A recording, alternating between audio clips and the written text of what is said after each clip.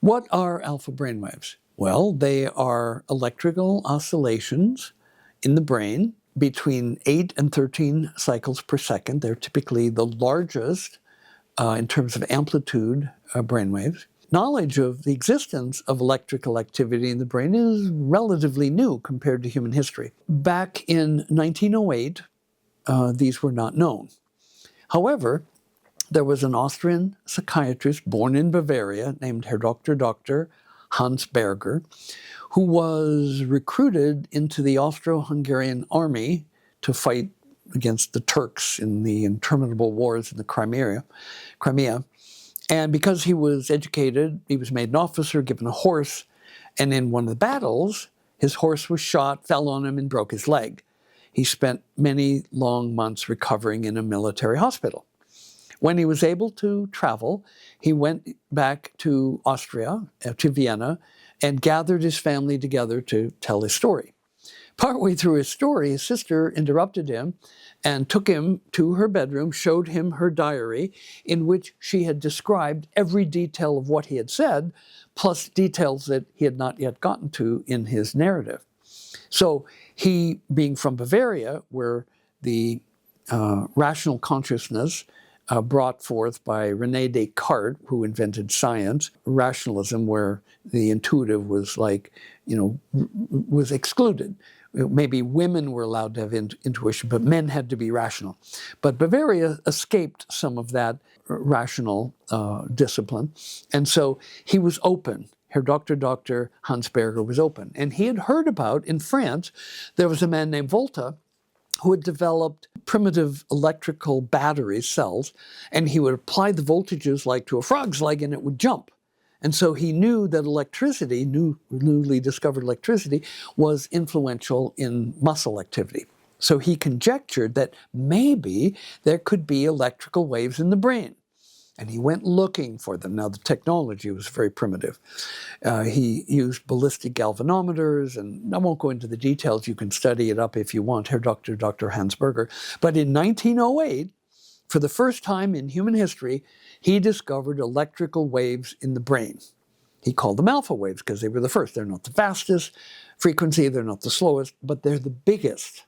The alpha waves are the biggest of the brain waves, bigger than, in most cases, delta, theta, beta, Schumann, and gamma.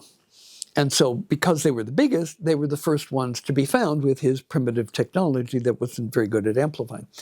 And so because he thought this was the secret of ESP, which is actually in some ways related, but he couldn't prove it with his primitive technology, he kept this a secret for 10 years and researched it. He did some actually very good research. He found that high anxiety people have low alpha.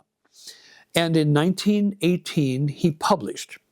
It created a sensation. I've actually read the original German paper. I needed, dictionaries because a lot of the scientific words, but I read his original paper. It created a sensation, and instantly every major hospital, every major university around the world had to have EEG equipment, electroencephalographic equipment to measure brainwaves. And so from 1918 until 1962, globally, brainwaves were studied. And they came up with what I call the natural reactivity of alpha. They knew what drugs would suppress alpha, like nicotine, caffeine, things like that. Onions, garlic suppress alpha. And they also learned that, for example, eyes open, most people have less alpha than if they have eyes closed, which is why you would always do meditation or brainwave training with eyes closed, not open. Doing any kind of meditation or brainwave training with your eyes open is like trying to teach a bird to fly with a rock tied around its leg. Maybe it's possible, but it's going to be hard, and you won't fly as fast or as high. And so you do it eyes closed. So they studied the natural reactivity of alpha waves.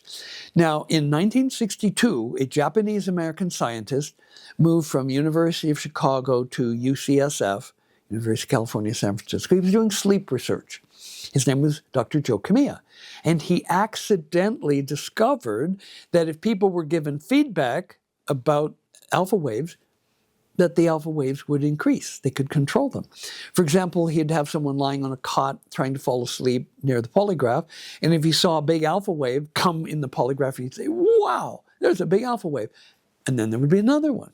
And so after this happened repeatedly, he went, well, maybe feedback. And so he made a simple tone, which would come on if the alpha went above a certain level.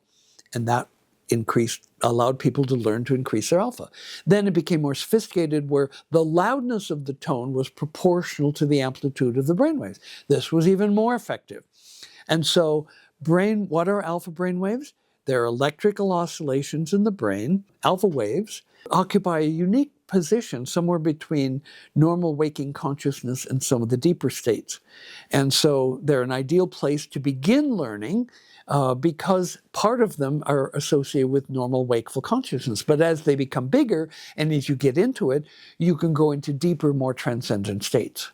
And so we call alpha waves like Brainwaves 101. It's a great place to start your journey into higher consciousness through Biocybernaut brainwave training.